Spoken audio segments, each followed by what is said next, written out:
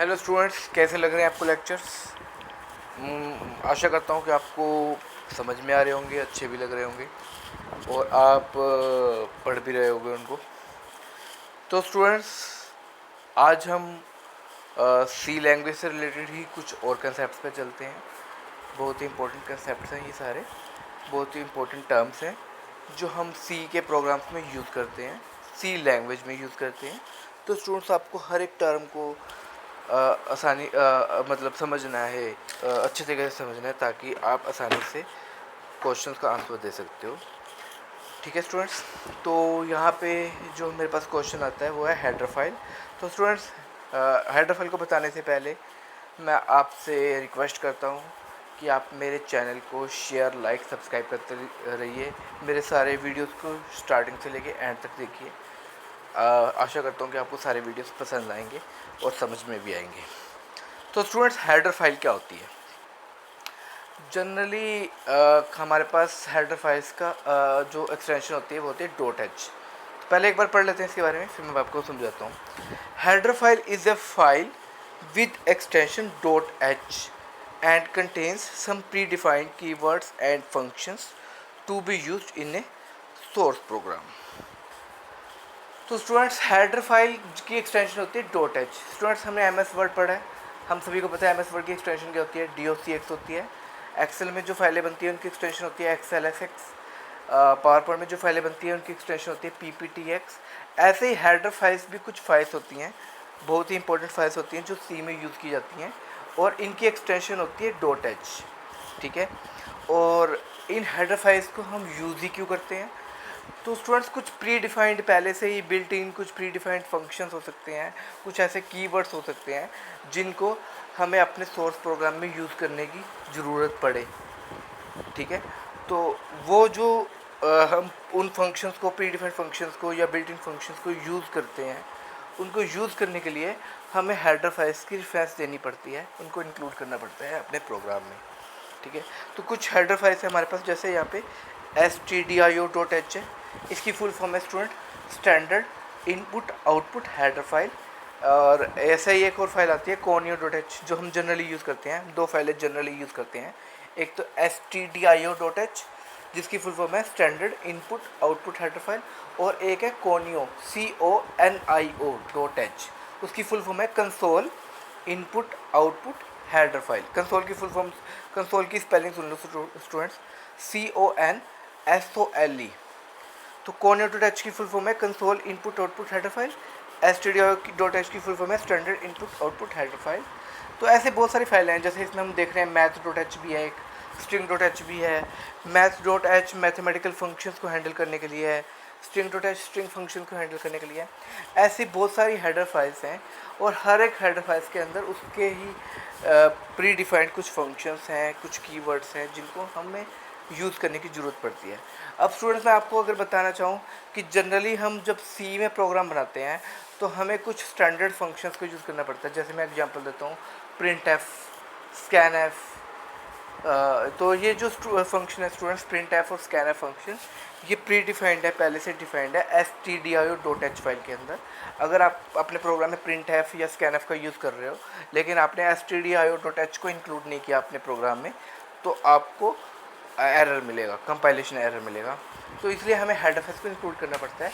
अगर आपको किसी भी प्री डिफाइंड फंक्शन को यूज़ करना है तो वो प्री डिफाइंड फंक्शन जिस भी हेडर फाइल के अंदर डिफाइंड है, उस हेडर फाइल को आपको अपने प्रोग्राम में इंक्लूड करना ही पड़ेगा। ठीक है, ऐसे स्टूडेंट्स जैसे क्लियर स्क्रीन फंक्शन है, हम CLR SCR फंक्शन यूज़ करते हैं क्लियर स्क्रीन के लिए, तो उसके लिए हमें conio.h फाइल को इंक्लूड करना पड़ता है। अगर आप CLR SCR फंक्शन यूज़ कर रहे हो लेकिन आपने ऊपर conio.h फाइल को इंक्लूड नहीं किया तो आपको कंपाइलेशन एरर मिलेगा। तो स्टूडेंट्स, समझ में आ गया हेडर फाइल्स का क्या यूज़ है? ठीक है, तो हेडर फाइल्स की पहचान यही है कि इनकी एक्सटेंशन .h होती है। स्टैंडर्ड लाइब्रेरी स्टूडेंट्स, कुछ स्टैंडर्ड लाइब्रेरी फंक्शंस होते हैं, कुछ स्टैंडर्ड लाइब्रेरीज होती हैं जिनके अंदर कुछ स्टैंडर्ड फंक्शंस होते हैं जिन्हें हमें सारे प्रोग्राम्स में यूज़ करने की ज़रूरत पड़ी जाती है। कुछ बेसिक फंक्शंस हो सकते हैं, तो पढ़ते हैं इसके बारे में। The C standard library provides macros, type definitions and functions for task such as string handling, mathematical computations, input output processing, memory management and several other operating system services. तो ऐसी कुछ कॉमन सर्विसेज हो सकती हैं जो operating system से related हों, कुछ मैथमेटिकल फंक्शन से रिलेटेड हों, स्ट्रिंग से रिलेटेड हों, मैक्रोज हों, टाइप डेफिनेशंस हों। तो ऐसे कुछ जो बेसिक हम फंक्शनैलिटीज़ यूज़ करते हैं, उसके लिए हमारे पास जो लाइब्रेरी होती है, उस लाइब्रेरी को हम सी की स्टैंडर्ड लाइब्रेरी बोलते हैं। ठीक है स्टूडेंट्स, आगे चलें। नेक्स्ट है हैश डायरेक्टिव और प्री प्रोसेसर डायरेक्टिव। स्टूडेंट्स, मैं आपको आगे एक प्रोग्राम का एग्जांपल दूंगा कि कैसे हम प्रोग्राम लिखते हैं, लेकिन मैं फिर भी आपको बता देता हूँ कि जनरली हम हैश इंक्लूड लिखते हैं प्रोग्राम में। हम अपने प्रोग्राम में सबसे ऊपर लिखते हैं हैश इंक्लूड, फिर हम हेडर फाइल की रेफरेंस दे देते हैं। हैश इंक्लूड हेडर फाइल की रेफरेंस देते हैं। तो हैश इंक्लूड का हम यहाँ पे क्या बोल रहे हैं, उसको हम हैश डायरेक्टिव भी बोल सकते हैं और प्री प्रोसेसर डायरेक्टिव भी बोल सकते हैं। तो दोबारा बता देता हूँ, हैश इंक्लूड हम लिखते हैं प्रोग्राम में सबसे ऊपर, जिसका पर्पस ही यही होता है कि हेडर फाइल्स को इंक्लूड करना। तो इसको हम हैश डायरेक्टिव भी बोल सकते हैं और प्री प्रोसेसर डायरेक्टिव भी बोल सकते हैं। तो ये काम क्या करता है students, preprocessor directive instructs the compiler to include the contents of header file into your source program. तो ये प्री प्रोसेसर डायरेक्टिव या हैश डायरेक्टिव कह लो, इसका काम ही ये है कि ये आपके कंपाइलर को इंस्ट्रक्ट करता है कि हेडर फाइल के जो कंटेंट्स हैं इन्हें आपके सोर्स प्रोग्राम में इंक्लूड किया जाए। जैसे कि मैंने अभी आपको बताया भी था, हेडर फाइल्स का यूज़ किया है। हेडर फाइल्स के अंदर कुछ प्री डिफाइंड कीवर्ड्स या फंक्शंस हैं जिनको हमें अपने प्रोग्राम में यूज़ करना है, तो इसलिए हमें उनकी ज़रूरत पड़ती है। लेकिन उनको इंक्लूड करने के लिए हम हैश इंक्लूड का यूज़ करते हैं। हैश इंक्लूड कंपाइलर को इंस्ट्रक्ट करता है कि हेडर फाइल के कंटेंट्स को हमारे प्रोग्राम में यूज़ किया जाए। कंटेंट्स को मैंने अभी बता दिया, वो कंटेंट्स आपके कीवर्ड्स हो सकते हैं, कोई फंक्शंस भी हो सकते हैं। ठीक है स्टूडेंट्स, तो कैसे हम यूज़ करते हैं ये नीचे मैंने बता रखा है स्टूडेंट्स। एग्जांपल, हैश इंक्लूड, फिर आपकी एंगुलर ब्रैकेट्स हैं, उनमें लिख रखा है stdio.h। और दूसरा एग्जांपल ये भी है कि हम इसको ऐसे भी लिख सकते हैं, हैश इंक्लूड, फिर डबल कोट्स के अंदर मैंने लिखा है stdio.h। चाहे मैं ऊपर वाले तरीके से लिखूँ, चाहे वह नीचे वाले तरीके से लिखूँ, दोनों तरीके ही हम यूज़ कर सकते हैं अगर मुझे हेडर फाइल्स को इंक्लूड करना है। तो इसमें हैश इंक्लूड को हम हैश डायरेक्टिव या प्री प्रोसेसर डायरेक्टिव बोलते हैं। ये मैंने अभी आपको बताया भी है students. Next is main function. Students, कई बार एक क्वेश्चन आता है जो पूछा जाता है जनरली पेपर्स में, और आया भी हुआ है। मैं बता नहीं पाऊँगा कि वो कौन से क्वेश्चन पेपर में आया हुआ है, लेकिन मैं आपको वैसे बता देता हूँ कि एक क्वेश्चन पेपर में आ चुका है मेन फंक्शन से रिलेटेड। ऐसे कई क्वेश्चन आ चुके हैं, लेकिन मैं एक क्वेश्चन का एग्जांपल आपको बताने जा रहा हूँ। पेपर में आ चुका है कि मेन फंक्शन जो है वो एक बिल्ट इन फंक्शन है। बिल्ट इन का मतलब पहले से डिफाइंड फंक्शन है या यूज़र डिफाइंड फंक्शन है। तो स्टूडेंट्स, ये चीज़ ध्यान रखना कि हम हमेशा मेन फंक्शन को यूज़र डिफाइंड फंक्शन ही बोलेंगे। कई स्टूडेंट्स का कन्फ्यूजन रहेगा कि मेन तो पहले से डिफाइंड होता है, हमने कोई उसको यूज़र डिफाइंड नेम थोड़ी दिया है। तो बेशक नहीं दिया स्टूडेंट्स, लेकिन मेन फंक्शन एक यूज़र डिफाइंड फंक्शन ही है, क्योंकि हम हमेशा मेन फंक्शन को डिफाइन करते हैं। मेन फंक्शन पहले से कभी भी डिफाइंड नहीं होता। आपने देखा होगा, आपको 2 नंबर्स का एडिशन करना है तब भी आप मेन फंक्शन को यूज़ करते हो, 2 नंबर का सब्ट्रैक्शन करना है तब भी आप मेन फंक्शन को यूज़ करते हो। तो मेन फंक्शन को में जो डेफिनेशन आप लिखते हो वो आप खुद से लिखते हो, उसकी डेफिनेशन कोई पहले से दी नहीं हुई। लेकिन फिर भी स्टूडेंट्स, आपको एक चीज़ और बता देता हूँ कि मेन फंक्शन जो है कंपाइलर सबसे पहले पढ़ता है। मेन फंक्शन को कंपाइलर सबसे पहले पढ़ता है। तो main function is the first function where the program execution begins. आपका एग्जीक्यूशन ही मेन फंक्शन से स्टार्ट होता है। चाहे आपके प्रोग्राम में 50 फंक्शंस हों अलग अलग, लेकिन आपका जो एग्जीक्यूशन स्टार्ट होगा वो मेन फंक्शन से स्टार्ट होगा। जो स्टूडेंट्स मेन फंक्शन बहुत ज़रूरी है। एक पेपर में ये भी क्वेश्चन आ चुका है कि एक प्रोग्राम में कितने मेन फंक्शंस हो सकते हैं। तो स्टूडेंट्स, मैं आपको बता दूं कि एक प्रोग्राम में एक ही मेन फंक्शन हो सकता है। तो ये ध्यान रखना है कि एक प्रोग्राम में एक ही मेन फंक्शन हो सकता है, एक से ज़्यादा मेन फंक्शन नहीं हो सकते। और ज़रूरी भी है, अगर आपके प्रोग्राम में मेन फंक्शन नहीं है तो प्रोग्राम एग्जीक्यूशन नहीं होगा, क्योंकि प्रोग्राम का एग्जीक्यूशन ही मेन फंक्शन से स्टार्ट होता है। ठीक है, तो लिखते कैसे हैं स्टूडेंट्स मेन फंक्शन? एग्जांपल देखो, मैंने यहाँ लिखा वॉइड मेन, फिर ओपन करली ब्रेस, फिर आपकी फंक्शन की डेफिनेशन आ जाएगी, जो भी आपका फंक्शन है वो डेफिनेशन के बाद फिर हम मेन फंक्शन को क्लोज करने के लिए क्लोज करली ब्रेस का यूज़ करेंगे। ऊपर हमने ओपन करली ब्रेस का यूज़ किया है, नीचे हम क्लोज करली ब्रेस का यूज़ करेंगे क्लोज करने के लिए। इस तरीके से स्टूडेंट्स हम मेन फंक्शंस को लिख सकते हैं। Next students comments. Students comments का बहुत ही इम्पोर्टेंट रोल रहता है हमारे प्रोग्राम में। हालांकि कंपाइलर या कोई भी ट्रांसलेटर आपके कमेंट्स को पढ़ता ही नहीं है। एक्चुअल में कमेंट्स जो होते हैं प्रोग्रामर की रीडेबिलिटी के लिए होते हैं। अगर आपको फ्यूचर में कोई मॉडिफिकेशंस करनी है या कुछ करना है तो आपकी हेल्प करती हैं कमेंट्स, लिखे हुए कमेंट्स। कमेंट से हमें पता चल जाता है कि कोई भी पर्टिकुलर जो हमने कमेंट्स लिखा हुआ है वो किस पर्पज़ से लिखा हुआ है, वो चीज़ हमें पता चल जाती है इससे। तो कमेंट्स का पर्पस ये रहता है। तो क्या कहते हैं, comments are the statements which are use for the user readability. मैंने अभी आपको बताया कि रीडेबिलिटी, पढ़ने में आसानी के लिए हम कमेंट्स लिखते हैं। तो कमेंट्स वो स्टेटमेंट्स होती हैं जो रीडेबिलिटी के लिए आसान हो जाती हैं। These are the statements which are ignored by the compiler. तो यहाँ पे जो कंपाइलर होता है वो कमेंट्स को पढ़ता ही नहीं है, वो छोड़ देता है। कमेंट्स सिर्फ प्रोग्रामर या यूज़र की रीडेबिलिटी के लिए ही होते हैं only. There are two types of comments in C language. दो टाइप के कमेंट्स हैं सी लैंग्वेज में, single line comments and multi line comments. Single line comments जो एक ही लाइन में लिखे जाते हैं, मल्टी लाइन कमेंट्स जो मल्टीपल लाइन्स में लिखे जाते हैं। तो सिंगल लाइन कमेंट्स के बारे में पढ़ते हैं। Single line comments are the statements which are followed by double slash and are written in a single line. तो सिंगल लाइन कमेंट्स एक सिंगल लाइन में ही लिखे जाते हैं, लेकिन इनको स्टार्ट हम करते हैं डबल स्लैश के साथ। जैसे कि ये नीचे एग्जांपल में मैंने बता रखा है, write a program to display hello data, लेकिन इससे पहले मैंने डबल स्लैश यूज़ किया। तो ये एक कमेंट है, एक ही लाइन में लिखा हुआ है, सिंगल लाइन कमेंट है। ठीक है students. Next is multi line comments. तो मल्टी लाइन कमेंट्स क्या होते हैं स्टूडेंट्स? मल्टी लाइन कमेंट्स वो मल्टीपल स्टेटमेंट्स होती हैं जो मल्टीपल लाइन्स में लिखी जाती हैं। मतलब मैंने गलत बोल दिया, मल्टीपल स्टेटमेंट्स। मैं कहता हूँ कि स्टेटमेंट्स हैं जो मल्टीपल लाइन में लिखी जाती हैं। ऐसी स्टेटमेंट्स को हम मल्टी लाइन कमेंट्स बोलते हैं। तो multi line comments are the statements which are enclosed within. देखो स्टूडेंट्स, सिंगल लाइन कमेंट्स को तो हमने डबल स्लैश से स्टार्ट किया था, लेकिन मल्टी लाइन कमेंट्स को हम स्टार्ट करेंगे स्लैश स्टार के साथ, और इसको ख़त्म करेंगे, क्लोज करेंगे स्टार स्लैश के साथ। तो स्लैश स्टार के साथ स्टार्ट किया और स्टार स्लैश के साथ क्लोज किया, और लाइंस आपकी मल्टीपल लाइंस, जो आपकी स्टेटमेंट्स हैं वो मल्टीपल लाइन में लिखी जाएंगी। ठीक है। तो multi line comments are the statements which are enclosed within, ये दोनों आपके सिंबल्स आ गए और मल्टीपल लाइन में लिखी जाती हैं। जैसे कि मैंने नीचे एग्जाम्पल भी बता रखा है, इसमें मैंने 2 लाइन्स लिखी हैं। मल्टी लाइन का मतलब तो 2 या 2 से ज़्यादा लाइन्स होता है। तो यहाँ पे मैंने स्लैश स्टार से स्टार्ट किया, मैंने लिखा राइट ए प्रोग्राम टू, फिर नेक्स्ट लाइन पे मैंने लिखा डिस्प्ले हेलो इंडिया और स्टार स्लैश के साथ इसको क्लोज कर दिया। तो ये वैलिड है।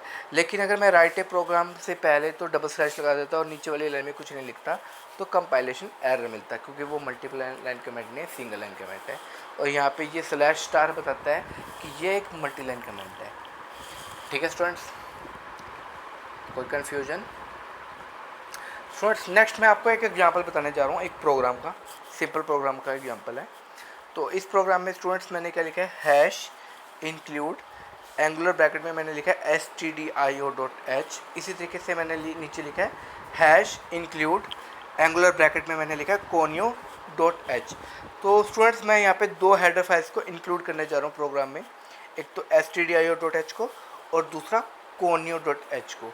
इंक्लूड करने का पर्पज़ क्या है कि कोई stdio.h की जो हेडर फाइल है इसके अंदर मेरे पास printf और scanf फंक्शन होते हैं, उनको अपने प्रोग्राम में यूज़ करने के लिए मैंने stdio.h को इंक्लूड किया।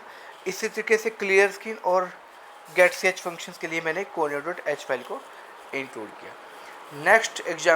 नेक्स्ट जो है हेडर फाइल से अगला ही मेरे पास आता है मेन फंक्शन। मेन फंक्शन से पहले मैंने लिखा void। तो void एक तरह का डाटा टाइप है स्टूडेंट्स। हमारे पास अलग अलग डाटा टाइप होते हैं, इंट होता है, कैर, फ्लोट, डबल और void हम यूज़ कर सकते हैं। अगर मैं इंट यहाँ पे लिखता हूँ तो मुझे कोई इंटीजर वैल्यू रिटर्न करवानी पड़ेगी। अगर मैं यहाँ पे कैर लिखता हूँ तो करैक्टर वैल्यू रिटर्न करवानी पड़ेगी। फ्लोट लिखता हूँ तो फ्लोटिंग पॉइंट वैल्यू रिटर्न करवानी पड़ेगी। डबल लिखता हूँ तो डबल पॉइंट वैल्यू रिटर्न करवानी पड़ेगी। लेकिन अगर मैं यहाँ पे void लिखता हूँ तो मुझे कोई भी डाटा टाइप वाली वैल्यू रिटर्न नहीं करवानी पड़ेगी, इसलिए हम जनरली void ही लिखना पसंद करेंगे। void main अब मेन फंक्शन की बॉडी हम स्टार्ट करेंगे ओपन करली ब्रेस के साथ। यहाँ पे स्टूडेंट्स मैंने एक वेरिएबल डिक्लेयर किया है, हमने पढ़ा था ना पीछे वेरिएबल कैसे, वेरिएबल क्या होते हैं। तो यहाँ पे मैंने एक वेरिएबल ही डिक्लेयर किया है। वेरिएबल को डिक्लेयर करने का क्या तरीका है, पहले आप डाटा टाइप लिखोगे, उसका डाटा टाइप जैसे मैंने यहाँ पे लिखा है इंट, फिर उसके बाद स्पेस देके वेरिएबल का नाम दोगे। तो यहाँ पे मैंने वेरिएबल का नाम दिया ए और फिर semicolon. Students semicolon हर एक स्टेटमेंट के लास्ट में लगाना जरूरी है। सेमी कोलन, ये जो सेमी कोलन लगा रखा है मैंने इंट ए के बाद जो मैंने सेमी कोलन लगाया, ये सेमी कोलन हर एक स्टेटमेंट को ऐड करने के लिए ज़रूरी है और इसको हम क्या बोलते हैं, स्टेटमेंट टर्मिनेटर। स्टूडेंट अगर आप कॉपी पेन लेकर बैठे हो तो आप नोट डाउन भी कर लें कि सेमी कोलन का मतलब क्या होता है। सेमी कोलन को हम स्टेटमेंट टर्मिनेटर बोलते हैं। टर्मिनेटर का मतलब होता है ख़त्म करने वाला, और स्टेटमेंट तो स्टेटमेंट है ही है। तो स्टेटमेंट को ख़त्म करने के लिए, मतलब स्टेटमेंट को ऐड करने के लिए हम जो सिंबल यूज़ करते हैं that is called semi colon, और सेमी कोलन को हम क्या बोलते हैं, स्टेटमेंट टर्मिनेटर। तो उससे अगला फंक्शन स्टूडेंट मैंने यूज़ किया CLR SCR। ये फंक्शन प्री डिफाइंड है, पहले से डिफाइंड है, और ये connews.h फाइल के अंदर डिफाइंड है। ये फंक्शन क्या करता है, स्क्रीन को क्लियर कर देगा पहले। फिर printf फंक्शन है मैसेज को डिस्प्ले करने के लिए। यहाँ पे स्टूडेंट्स printf फंक्शन मैंने यूज़ किया है ना, तो ये printf फंक्शन डिफाइंड है मेरा stdio.h फाइल के अंदर, जो मैंने ऊपर हेडर फाइल ली है। तो printf क्या करेगा, स्क्रीन पे मैसेज डिस्प्ले करेगा, एंटर द नंबर। तो स्टूडेंट एंटर द नंबर तो डिस्प्ले कर देगा, लेकिन इससे पहले मैंने \n भी लिखा है। तो \n जो है न्यू लाइन के लिए है। \n का मतलब है न्यू लाइन। तो एक नई लाइन पर ये स्क्रीन में डिस्प्ले करेगा एंटर द नंबर। फिर मैंने इसके पास यूज़ किया फंक्शन scanf। तो स्टूडेंट printf और scanf में क्या डिफरेंस है। printf स्क्रीन पे डिस्प्ले करने के लिए यूज़ होता है, जबकि scanf जो हम इनपुट डालते हैं कीबोर्ड से, उस इनपुट को आपके कंप्यूटर की मेमोरी या प्रोसेसर तक पहुंचाता है। तो मैंने लिखा scanf, इसमें मैंने लिखा %d डबल कोट्स के अंदर %a। तो स्टूडेंट्स ये %d क्या होता है, ये एक फॉर्मेट स्पेसिफायर है। फॉर्मेट स्पेसिफायर है कि %d जनरली हम इंटीजर के लिए यूज़ करते हैं, इसी तरीके से %f हम फ्लोट के लिए यूज़ करते हैं, %c हम करैक्टर वैल्यूज़ के लिए यूज़ करते हैं। तो स्टूडेंट मैंने यहाँ पे %d यूज़ किया है, तो इसका मतलब मैं किसी न किसी इंटीजर वैल्यू को एक्सेप्ट करवाने जा रहा हूँ, क्योंकि scanf फंक्शन है और scanf फंक्शन क्या करता है, इनपुट का काम करता है। तो %d लिखा और फिर उसके बाद %a। स्टूडेंट्स मैंने ऊपर a वेरिएबल लिया था ना, तो अब मैंने लिखा %a, मतलब इसका मतलब एड्रेस ऑफ a। एम्परसेंड जो ऑपरेटर है इसको हम एड्रेस ऑफ ऑपरेटर बोलते हैं। तो इसका मतलब है जो भी हम नंबर एक्सेप्ट करवाने जा रहे हैं वो a के एड्रेस पे जाके स्टोर होगा, a वेरिएबल के एड्रेस पे जाके स्टोर होगा, मतलब उस पर्टिकुलर लोकेशन पे जाके स्टोर हो जाएगा वो नंबर, ठीक है, जो भी यूज़र नंबर डालेगा। फिर मुझे उस नंबर को डिस्प्ले करवाना है, तो मैंने दोबारा printf यूज़ किया। \n नई लाइन पे लिखने के लिए होता है। तो यहाँ पे आएगा the number is %d, a। तो ये क्या करेगा, ये आउटपुट क्या आएगी, द नंबर इज़, जो भी मैंने नंबर डाला था उसको डिस्प्ले कर देगा। मान लो मैंने नंबर डाला था 10, तो आउटपुट क्या आएगी, द नंबर इज़ 10, ठीक है। और लास्ट में यूज़र गेट स्केच लगाया है, तो यहाँ पे ये यूज़र के लिए वेट करेगा कि यूज़र कोई इनपुट डाले, कोई करैक्टर डाले, तो तब तक वो वहीं पर रुका रहेगा। तो स्टूडेंट्स आपको ये प्रोग्राम करके देखना है। आपके पास सबके पास टर्बो सी तो होगी, नहीं है तो आप कहीं ना कहीं से अरेंज कर लीजिए और इस टाइप से आप प्रोग्राम लिखिए। तो मैंने भी प्रोग्राम लिखा है, आप चाहो तो इसको अपनी कॉपी पे नोट डाउन कर लीजिए और फिर इसको अपने कंप्यूटर पे एग्जीक्यूट करके देखना है। तो स्टूडेंट पॉज कीजिए मेरे वीडियो को और आप ये लिखिए प्रोग्राम और फिर उसके बाद चलाइए। स्टूडेंट्स नेक्स्ट जो टॉपिक है मेरे पास डाटा टाइप्स है। स्टूडेंट्स अभी मैंने पीछे आपको बताया था कि मैंने एक वेरिएबल डिक्लेयर किया a और मैंने उससे पहले लिखा इंट, ये देखो यहाँ पे मैंने लिखा इंट a। तो int is a data type, a is a variable. तो a वेरिएबल जो है इंटीजर डाटा टाइप का है, इसका मतलब यूज़र जो भी वैल्यू डालेगा वो उसे इंटीजर में ही लेगा ओनली। तो डाटा टाइप्स क्या होता है students, data types are use to describe the kind of information to be stored in a variable. मतलब वेरिएबल में हम किस टाइप की इंफॉर्मेशन को स्टोर करने जा रहे हैं, किस काइंड की इंफॉर्मेशन को हम स्टोर करने जा रहे हैं, वो डाटा टाइप डिसाइड करते हैं। फॉर एग्जांपल अगर मैंने इंट लिखा है तो उसमें हम सिर्फ इंटीजर वैल्यूज़ ही डाल सकते हैं, फ्लोट लिखा है तो फ्लोटिंग पॉइंट वैल्यूज़ ही डाल सकते हैं, कैर लिखा है तो करैक्टर वैल्यूज़ इसके अंदर डाल सकते हैं। तो डाटा टाइप से ये डिस्क्राइब हो जाता है कि हम किस टाइप की इंफॉर्मेशन किसी भी वेरिएबल में यूज़ करने या उसको स्टोर करने जा रहे हैं।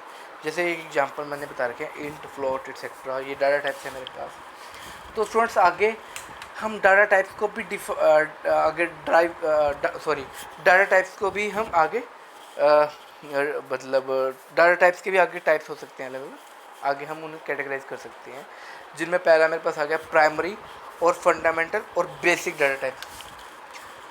तो स्टूडेंट्स प्राइमरी और फंडामेंटल और बेसिक डाटा टाइप से ही हमें पता चल रहा है कि कुछ डाटा टाइप्स ऐसे हैं जो पहले से ही डिफाइंड हैं, उनको हम बेसिक डाटा टाइप्स भी बोल सकते हैं, फंडामेंटल डाटा टाइप्स भी बोल सकते हैं, प्राइमरी डाटा टाइप्स भी बोल सकते हैं। जो आपके सिस्टम में आपकी लैंग्वेज में पहले से ही डिफाइंड है, उन डाटा टाइप्स को हम प्राइमरी, फंडामेंटल और बेसिक डाटा टाइप बोलते हैं। और स्टूडेंट मैं आपको एक और नया नाम भी बताने चाह रहा हूँ, हम इनको प्रिमिटिव डाटा टाइप भी बोल सकते हैं। अगर आप अपने पास आप नोटबुक और पेन लेकर बैठे हो तो आप नोट डाउन कर लीजिए। इन डाटा टाइप्स को हम प्रिमिटिव डाटा टाइप भी बोल सकते हैं। प्रिमिटिव की मैं स्पेलिंग बताने चाह रहा हूँ, PRIMITIVE, प्रिमिटिव। तो इनको हम प्रिमिटिव डाटा टाइप भी बोल सकते हैं। इसके अलावा जो दो बचे डेराइव डाटा टाइप्स और यूजर डिफाइंड डाटा टाइप्स, इनको हम नॉन प्रिमिटिव बोलते हैं। तो नंबर 1 वाले प्रिमिटिव डाटा टाइप्स हैं, बाकी दोनों नॉन प्रिमिटिव डाटा टाइप्स हैं। ठीक है, तो पढ़ते हैं बारी बारी से इनके बारे में।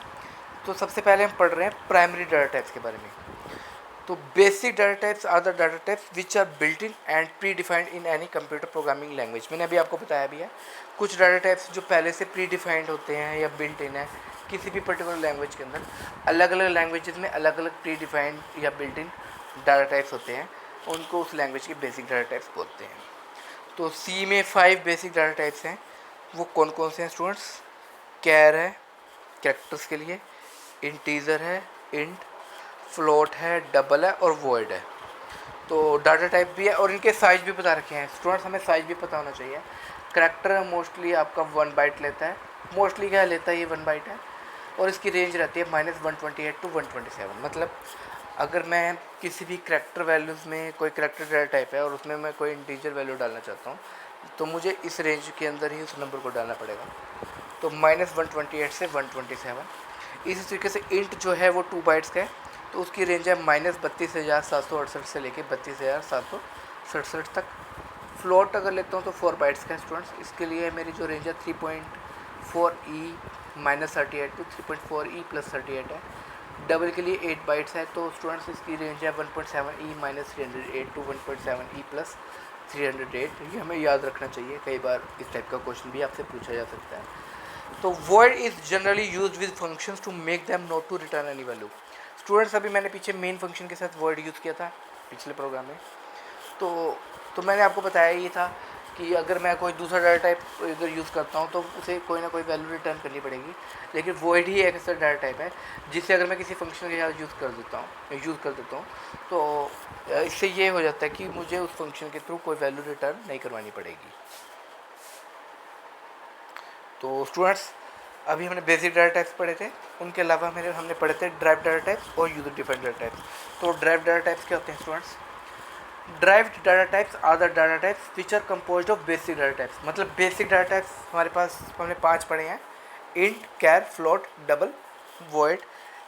अब इनकी हेल्प से अगर हम कोई दूसरे डाटा टाइप्स को क्रिएट कर देते हैं तो वो डाटा टाइप्स मेरे होते हैं ड्राइव्ड डाटा टाइप्स। इसके एग्जांपल है जैसे एरे, फंक्शन, पॉइंटर्स, तो ये हमें याद रखना है। और इसी तरीके से स्टूडेंट्स आता है user defined data types. User defined data types से नाम से ही पता चल रहा है कि जो यूज़र डिफाइन करे। यूज़र डिफाइंड डाटा टाइप्स के नाम से ही पता चल रहा है कि जो डाटा टाइप्स यूज़र डिफाइन करते हैं उनको हम यूज़र डिफाइंड डाटा टाइप्स बोलते हैं।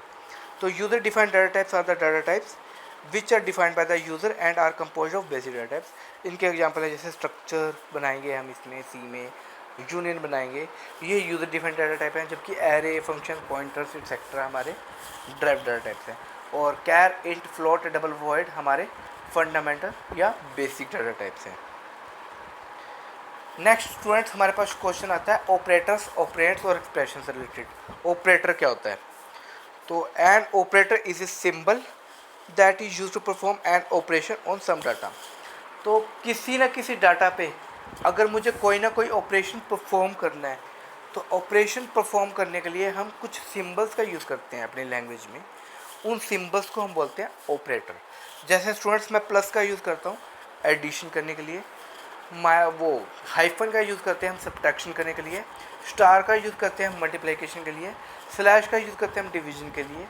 ठीक है, तो ये सारे कुछ सिंबल्स हैं जो कोई ना कोई ऑपरेशन परफॉर्म करने के लिए यूज़ किए जाते हैं। तो यहाँ पे मैंने ऑपरेटर्स के कुछ एग्जांपल दे रखे हैं, जैसे प्लस, लेस दैन, और ये जो स्टूडेंट्स डबल इक्वल लिखा हुआ है ये इक्वल टू ऑपरेटर होता है, हम पढ़ेंगे इसके बारे में बाद में, पर ये इक्वल टू ऑपरेटर है। अब स्टूडेंट्स वो जो डाटा है जो मैंने ऊपर जिक्र किया है कि oh an operator is a symbol that is use to perform an operation on some data, ये डाटा को क्या बोलते हैं? डाटा को हम बोलते हैं ऑपरेंड। अगला क्वेश्चन यही है, एन ऑपरेंड, ऑपरेंड क्या होता है? An operand is the constant or variable on which an operation is performed using operators. मतलब ऑपरेटर्स का यूज़ करके अगर मैं किसी भी कांस्टेंट या वेरिएबल पे कोई ना कोई ऑपरेशन परफॉर्म करता हूँ, तो वो कांस्टेंट या वेरिएबल को हम क्या बोलेंगे? ऑपरेंड बोलेंगे। ये नीचे एग्जांपल बता रखा है मैंने लिखा a is equal to B plus C. तो यहाँ पे स्टूडेंट प्लस तो हो गया हमारा ऑपरेटर, जबकि बी और सी पे ये प्लस ऑपरेटर अप्लाई हो रहा है ना, तो प्लस ऑपरेटर क्या कर रहा है? बी और सी का एडिशन कर रहा है, तो प्लस तो ऑपरेटर हो गया, जबकि बी और सी को हम बोलेंगे ऑपरेंड्स। ठीक है स्टूडेंट्स, नेक्स्ट एक्सप्रेशन क्या होता है? An expression is a statement which is compose of operators and operands. इसी तरीके से स्टूडेंट्स ऑपरेटर्स और ऑपरेंड्स को अगर मिलाकर एक स्टेटमेंट बनाई जाती है तो उसको हम बोलते हैं एक्सप्रेशन। जैसे मैं ये एग्जांपल लिख रखा है, मैंने लिखा a is equal to B plus C, तो ये पूरा जो होगा एक एक्सप्रेशन बन जाएगा। ये स्टेटमेंट है, इसमें ऑपरेटर भी यूज़ हो रहे हैं, ऑपरेंड भी यूज़ हो रहे हैं। जैसे इसमें प्लस और इक्वल जो है आपके ऑपरेटर्स हैं, इसी तरीके से ए बी और सी आपके ऑपरेंड्स हैं। तो ये पूरा ऑपरेटर्स और ऑपरेंड से जो मिलके बनती है जो स्टेटमेंट, उसको हम क्या बोलते हैं? एक्सप्रेशन। तो ये मेरा एक एग्जांपल हो जाएगा एक्सप्रेशंस का। नेक्स्ट स्टूडेंट्स, अगर मैं ऑपरेटर्स के ही आगे चलूँ कि ऑपरेटर्स कितने टाइप के होते हैं, तो हम ऑपरेटर्स को 3 टाइप्स में कैटेगराइज करते हैं। There are 3 types of operators in C language. First is unary operators, second is binary operator and third is ternary operator. तो सबसे पहले बात करते हैं यूनरी ऑपरेटर के बारे में ही। Unary operators are the operators which are use with a single operand. मतलब अगर एक ही ऑपरेंड पर कोई ऑपरेटर यूज़ किया जाता है या कोई ऑपरेटर कोई ऑपरेशन परफॉर्म करता है और वो सिंगल ऑपरेंड पे परफॉर्म करता है, तो उस ऑपरेटर को हम बोलते हैं यूनरी ऑपरेटर। तो सी में स्टूडेंट्स ये 2 होते हैं, इंक्रीमेंट ऑपरेटर जिसको हम प्लस प्लस लिखते हैं, और डिक्रीमेंट ऑपरेटर जिसको हम माइनस माइनस लिखते हैं। दूसरे टाइप के ऑपरेटर हमारे पास आते हैं binary operators. Binary operators are the operators which are use with 2 operators. अगर सिंगल ऑपरेंड की जगह 2 ऑपरेटर्स पे कोई ऑपरेशन परफॉर्म किया जाए, तो ऐसे ऑपरेटर्स को हम बोलते हैं बाइनरी ऑपरेटर। जैसे कि मैं बात करता हूँ प्लस 2 नंबर्स को एडिशन कर रहा है, तो 2 ऑपरेंड्स इसके अंदर आ गए, तो ये एक बाइनरी ऑपरेटर हो गया। माइनस 2 ऑपरेंड्स का सब्ट्रैक्शन करने के लिए है, तो ये भी एक बाइनरी ऑपरेटर हो गया। इसी तरीके से लेस दैन जो है 2 नंबर्स को कंपेयर करने के लिए है, 2 ऑपरेंड्स को कंपेयर करने के लिए है, तो ये भी मेरा बाइनरी ऑपरेटर हो गया। इसी तरीके से स्टूडेंट्स हम बाइनरी ऑपरेटर्स और यूनिट ऑपरेटर को समझेंगे। नीचे मैंने लॉजिकल ऑपरेटर भी बता रखे हैं, ये 3 हैं, ऐड और नोट। हम पढ़ेंगे इनके बारे में डिटेल में ज़्यादा। ठीक है, तो आगे पढ़ते हैं स्टूडेंट्स। टर्नरी ऑपरेटर्स क्या होते हैं? Ternary operators are the operators which are use with more than 2 operands. अगर आपका एक ऑपरेंड रहता है तो वहाँ पे आपका जो ऑपरेटर होगा वो यूनिट ऑपरेटर होगा। 2 ऑपरेंड होंगे तो ऑपरेटर होगा मेरा बाइनरी ऑपरेटर। अगर 2 से ज़्यादा ऑपरेंड होंगे तो मेरा जो ऑपरेटर होगा उसको हम बोलेंगे टर्नरी ऑपरेटर। तो ये जो क्वेश्चन मार्क कोलन साइन लिखा हुआ है, हमने क्वेश्चन मार्क लिखा हुआ है ना, क्वेश्चन मार्क कोलन साइन लिखा हुआ है, इस ऑपरेटर को हम बोलते हैं कंडीशनल ऑपरेटर। ये देखो स्टूडेंट्स, ये वाला कंडीशनल ऑपरेटर, क्वेश्चन मार्क है फिर कोलन साइन है। इसको कई बार हम टर्नरी ऑपरेटर भी बोल देते हैं। आपसे पूछा जा सकता है which of the following is a ternary operator, और आप उसमें से आपको सिलेक्ट करना है। तो हम ये क्वेश्चन मार्क कोलन साइन वाला जो साइन है इसको हम सिलेक्ट करेंगे। ये मेरा एक टर्नरी ऑपरेटर है, क्योंकि इसमें आपके ज़्यादा ऑपरेंड हो जाते हैं। तो स्टूडेंट्स हम अब इन ऑपरेटर्स के बारे में बारी बारी से पढ़ते हैं। तो यूनिट ऑपरेटर्स की बात ही करते हैं, तो उनमें हम पढ़ते हैं 2 टाइप के operator, increment operator and decrement operator. तो स्टूडेंट्स तैयार हो जाओ, आपको आगे मैं कुछ न्यूमेरिकल्स भी करवाऊँगा इनसे रिलेटेड, और वो किसी न किसी पेपर में आ भी चुके हैं, तो वो आपने देखने हैं। तो इंक्रीमेंट ऑपरेटर क्या होता है, प्लस प्लस से हम इसको लिखते हैं। तो increment operator increment the value of a variable bye 1। तो जिस वेरिएबल के साथ या जिस ऑपरेंड के साथ हम इंक्रीमेंट ऑपरेटर को यूज़ करते हैं, ये उसकी वैल्यू में 1 का इंक्रीमेंट कर देता है। तो इसकी दो नोटेशंस हम यूज़ करते हैं, एक तो प्रीफिक्स नोटेशन और एक post fix notation. Prefix notation में जनरली प्लस प्लस को आपके ऑपरेंड से पहले लिखा जाता है, जैसे यहाँ पे मैंने ए से पहले प्लस प्लस को यूज़ किया है। देखो यहाँ पे मैंने ए से पहले प्लस प्लस को यूज़ किया है, ये प्रीफिक्स नोटेशन है। जबकि पोस्ट फिक्स नोटेशन में मैंने ए के बाद प्लस प्लस को यूज़ किया है, मतलब उसमें इंक्रीमेंट को मैंने यूज़ किया ए से पहले, इसमें मैंने इंक्रीमेंट ऑपरेटर को यूज़ किया ए के बाद। तो वो प्रीफिक्स नोटेशन है और ये पोस्ट फिक्स नोटेशन है। स्टूडेंट्स मैं आपको एक चीज़ और बताना चाहूँगा। कई लोगों को कन्फ्यूजन होगा कि हम ऑपरेटर को ऑपरेंड से पहले लगाएं या ऑपरेटर को ऑपरेंड से पहले लगाएं तो क्या फ़र्क पड़ता है। तो मैं स्टूडेंट्स आपको बताना चाहूँगा, इससे फ़र्क पड़ता है, इससे फ़र्क पड़ता है, आउटपुट में फ़र्क आ जाता है। आप ये इनके एग्जांपल देखिए, प्रीफिक्स नोटेशन का अलग देखेंगे और पोस्ट फिक्स नोटेशन का हम अलग एग्जांपल देखेंगे। तो स्टूडेंट्स यहाँ पे मैंने दो वेरिएबल डिक्लेयर किए हैं, एक तो ए और एक बी। मैंने लिखा int A is equal to 5 comma B. तो मैंने एक वेरिएबल लिया ए और एक वेरिएबल लिया बी। प्रीफिक्स नोटेशन की बात कह रहा हूँ स्टूडेंट्स, पहले हम प्रीफिक्स नोटेशन के बारे में पढ़ रहे हैं। यहाँ ए की वैल्यू मैंने ली है 5 और बी की वैल्यू को मैंने कुछ नहीं लिया। तो दो वेरिएबल है मेरे पास। अब मैंने नीचे लिखा है B is equal to plus plus A, मतलब मैं ए में इंक्रीमेंट करके वो वैल्यू मैं बी को असाइन करना चाहता हूँ, और फिर प्रिंट एफ का यूज़ करके हम उन दोनों वैल्यूज़ को डिस्प्ले कर रहे हैं। क्योंकि दोनों इंटीजर्स हैं तो मैंने यहाँ पे %d का यूज़ किया है। स्टूडेंट्स फॉर्मेट आपको ये रखना है, आपको अपने हिसाब से फॉर्मेट चेंज नहीं करना, क्योंकि प्रिंट एफ और स्कैन एफ आपके फॉर्मेटेड फंक्शंस हैं। फॉर्मेटेड फंक्शंस होने के कारण इनका फॉर्मेट हम चेंज नहीं कर सकते, जैसा फॉर्मेट है वैसे फॉर्मेट में ही हम इसको लिखेंगे। तो स्टूडेंट्स मैंने यहाँ पे लिखा है b is equal to plus plus A. जब हम प्रीफिक्स नोटेशन यूज़ करते हैं स्टूडेंट्स, तो पहले क्या होता है, प्रीफिक्स नोटेशन जब हम यूज़ करते हैं तो पहले आपका इंक्रीमेंट होगा, ए की वैल्यू में इंक्रीमेंट करेगा। तो यहाँ पे ए की वैल्यू 5 थी, तो प्लस प्लस ए के कारण ए की वैल्यू क्या हो जाएगी 6, क्योंकि 1 का इंक्रीमेंट हो जाएगा।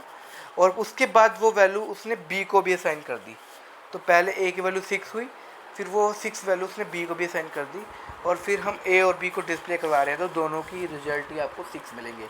ए का रिजल्ट भी 6 और बी का रिजल्ट भी 6 मिलेगा। अब स्टूडेंट्स अगर हम पोस्ट फिक्स नोटेशन की बात करते हैं तो वहाँ पे ए और बी दोनों वेरिएबल हैं। ए में मैंने बी 5 असाइन किया हुआ है और बी में मेरा दूसरा वेरिएबल है। मैंने यहाँ पे लिखा B is equal to A plus plus. इस केस में स्टूडेंट्स क्या होगा, पहले जो ए की जो भी वैल्यू थी वो वैल्यू को पहले बी को असाइन कर देगा, और उसके बाद ए की वैल्यू में इंक्रीमेंट होगा।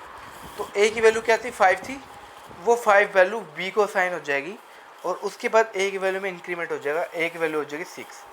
अगर मैं ए और बी को यहाँ पे डिस्प्ले करवा रहा हूँ तो ए की वैल्यू तो यहाँ पे 6 हो चुकी है, जबकि बी की वैल्यू 5 हो चुकी है। देखो स्टूडेंट्स आउटपुट में फ़र्क आ गया। तो ये फ़र्क आता है प्रीफिक्स और पोस्ट फिक्स नोटेशन में। ऐसा ही डिक्रीमेंट ऑपरेटर के साथ है। तो decrement operator decrement the value of a variable bye 1। हम यहाँ पे वेरिएबल की वैल्यू में 1 का डिक्रीमेंट कर देंगे। इसमें भी दो नोटेशन है मेरे पास, prefix and postfix notation. मैंने लिखा int A equals to 5 comma B. तो नीचे मैंने लिखा B is equal to minus A. इसमें पहले क्या होगा, ए की वैल्यू में डिक्रीमेंट होगा, ए की वैल्यू 4 हो जाएगी, फिर वो वैल्यू हम बी को भी असाइन कर देंगे तो बी की वैल्यू भी 4 आ जाएगी। तो यहाँ पे रिजल्ट क्या गया, ए की वैल्यू भी 4 और बी की वैल्यू भी 4। उधर हम अब पोस्ट फिक्स नोटेशन की बात कहते हैं, वहाँ पे क्या हुआ, बी इज इक्वल टू मैंने ए माइनस लिखा। तो इसमें क्या होगा, पहले ए की वैल्यू को बी को असाइन कर देगा। ए की वैल्यू 5 थी तो वो वैल्यू बी को असाइन होगी, तो बी की वैल्यू क्या हो जाएगी 5, और फिर उसके बाद ए की वैल्यू में डिक्रीमेंट हो जाएगा, ए की वैल्यू हो जाएगी 4। तो यहाँ पे ए की वैल्यू तो 4 आएगी और बी की वैल्यू यहाँ पे 5 आ जाएगी। तो स्टूडेंट्स कैसा लगा आपको अगले जो वीडियो है उसमें इससे रिलेटेड मैं आपको प्रॉब्लम्स बताने जा रहा हूँ। जिन स्टूडेंट्स ने अभी तक सब्सक्राइब नहीं किया वो अपना नुकसान कर रहे हैं, क्योंकि बहुत ही इंपॉर्टेंट वीडियोस मैं बनाने जा रहा हूँ, और इन वीडियोस का आपको किसी न किसी एग्ज़ाम में फ़ायदा मिलेगा। ठीक है, तो स्टूडेंट्स आज के लिए ख़त्म करते हैं। और स्टूडेंट्स आपसे फिर मेरी रिक्वेस्ट है कि मेरी वीडियोस को शेयर लाइक सब्सक्राइब करते रहिए, अपने फ्रेंड्स में भी फैलाइए, उनको भी बताइए, तो सब्सक्राइब करवाइए ज़्यादा से ज़्यादा। Thank you very much.